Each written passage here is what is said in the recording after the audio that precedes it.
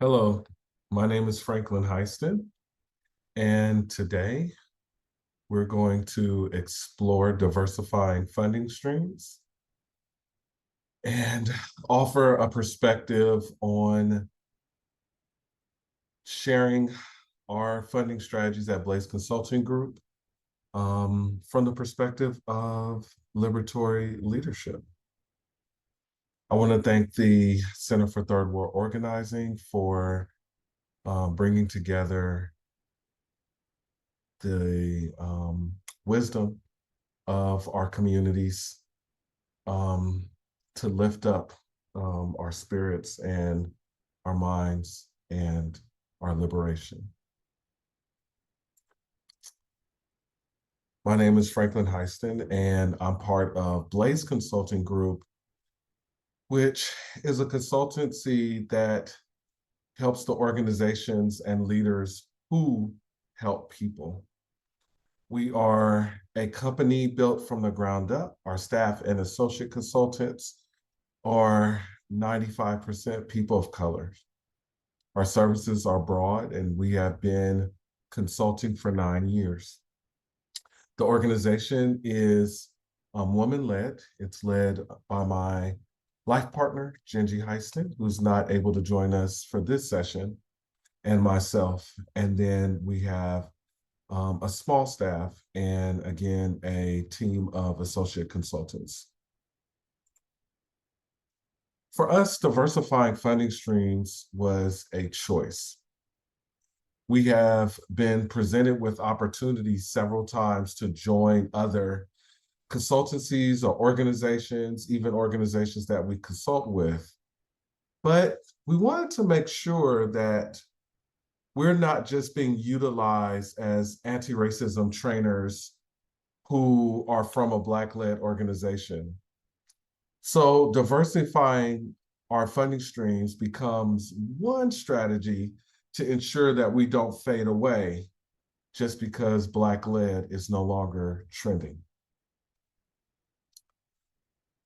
So first, we can explore an important step to thinking about how we organize our funding strategy, our financial strategy, and that is we for ourselves have, in order, I think, to come from this place of liberatory leadership and connected to funding streams, we have to look at who are we in this story? Who are we in this story in relationship to funding? And who are we in the story in relationship to finance? For me, and I won't speak for Gingy since she's not here, my family, I come from a family that is generationally in poverty. And my mom was a crack addict during my adolescence. My father is a paranoid schizophrenic. My ACE score is 8 out of 10. And I lift that up because poverty and being raised in poverty is a lens and a truth to how we approach our relationship with money, how we approach our relationship with financial strategies, funding strategies. And in my childhood, poverty became an external condition that impacted my internal psyche. I learned how to survive by creating an alternate community to my family who could hold me up.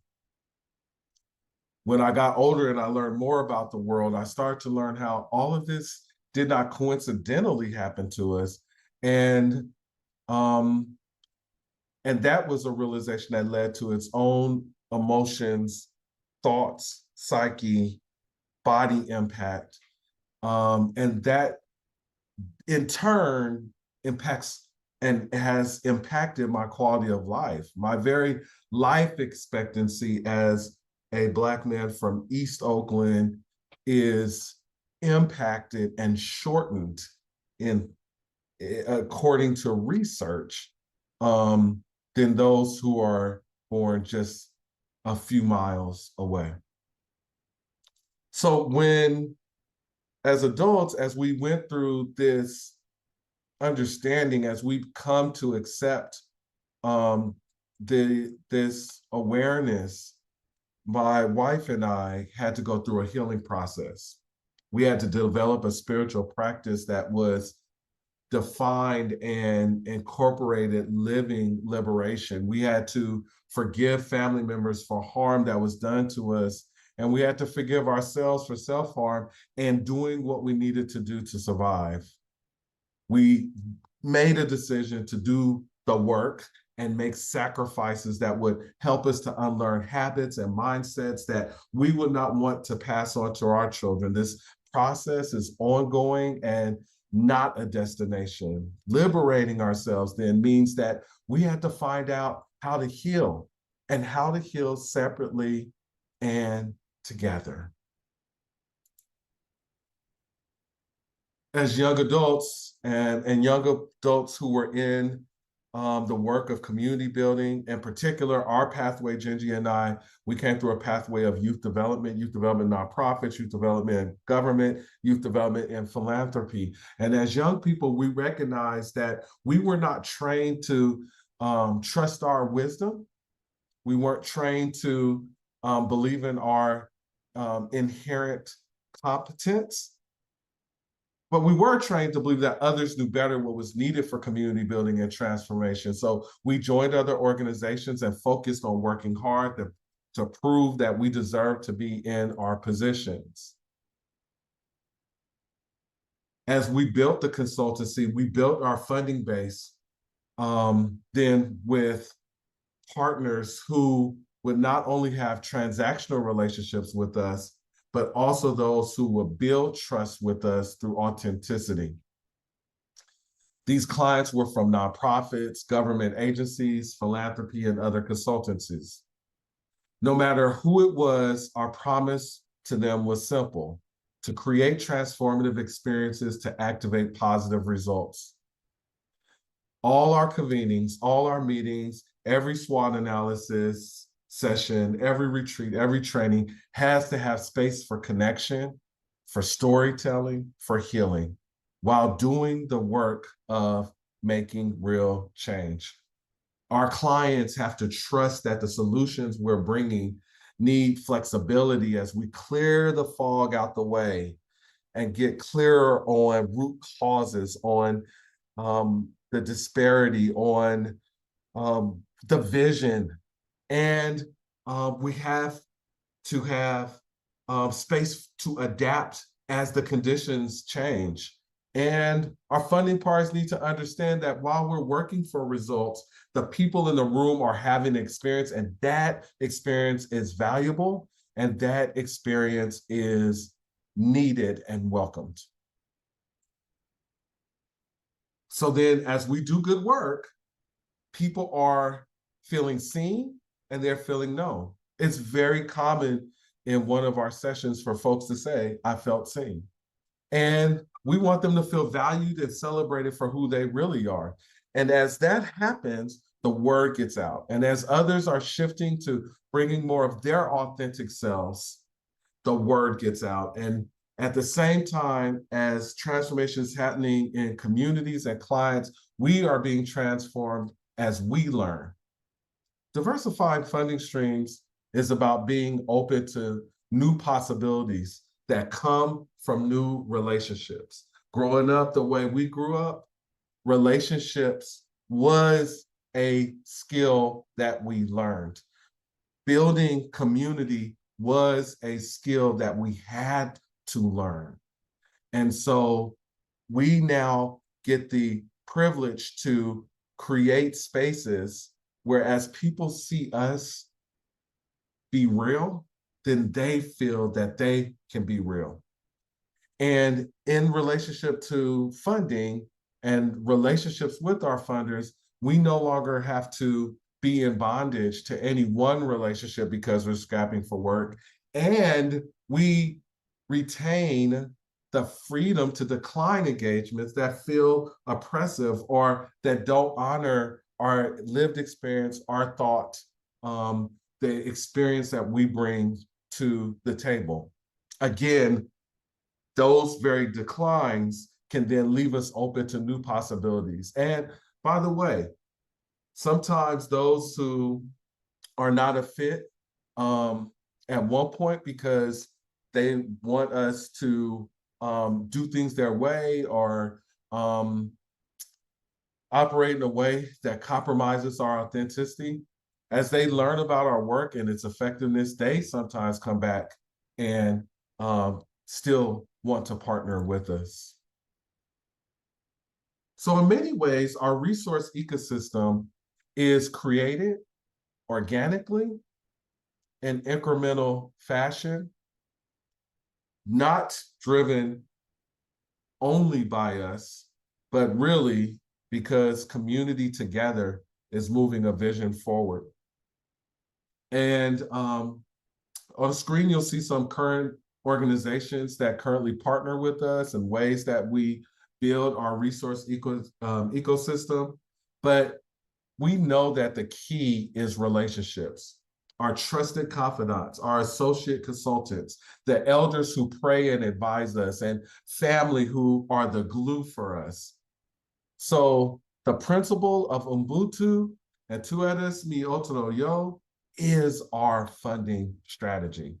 We cannot do it alone.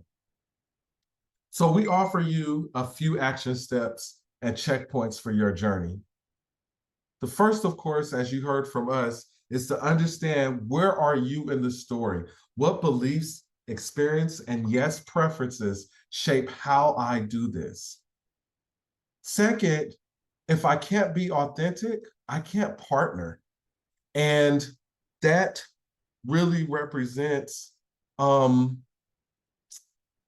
unwillingness to fully immerse into imposter syndrome. And in fact, it also represents a freedom to be authentic, a freedom to be real. And that includes being able to not know the answers, to make mistakes. And understand that the relationships, even if the funding relationship ends, the personal relationship or the professional relationship continues because of the authenticity of how we formed. We must be able to ask for help. And that's not just thinking, like, it's one thing to mentally know I can ask for help. It's another thing to be able to say, anywhere where I feel like I have to have all the answers, it's probably faulty thinking. And I need to be open to the possibility that I can't trust my own thinking. This is how I am. So when I butt my head multiple times against the same wall, maybe I can't trust my thinking. So I do have a community to access where if we put our heads together and show up for each other, then we all move forward together. I want to also share that one of the learnings we've had is to be open to partnering outside of our current comfort zone. And so there were certainly opportunities that came from unexpected places, and where we may have assumed that the intent was negative, or the energy might have been negative as an assumption. When we tested our assumption, we found out that the partner was ready and willing to jump into the authentic relationship. They're willing to value and support our style of building transformative experiences and even bringing transformative experiences. In many cases, they just don't know how to do it themselves, this idea of process being valued with the product. And so then we will partner with unexpected organizations, unexpected entities, and find new possibilities, new ways, and start to understand it really becomes a gift to us as well, because we start to learn how different external contexts, working for a government agency, working in a small nonprofit versus a national corporate nonprofit, being a middle manager versus being a CEO or COO, that external environment shifts a little bit about how people show up based on what they think the job requires of them. And so we are learning each time we have an engagement with a partner, and that becomes a gift to us. The last two, I want to just speak to us as humans in this work, and in particularly as a firm that is led by Black folk. And that is, we recognize that educating others can be exhausting, really. Yet it remains part of the work. And so our final offering is take the respite you need after you expend the energy. It usually comes in waves. And when the tension is over and the release comes, really, do we have a practice to restore, to rejuvenate, and honestly, sometimes just to completely disconnect? And so I'll stop there and say I want to thank you on behalf of our team at Blaze Consulting Group for allowing us to share a little bit of our experience and a few of our offerings, and invite you to learn more about our organization at blazeconsulting.group. Thanks again to the Center for Third World Organizing. Peace.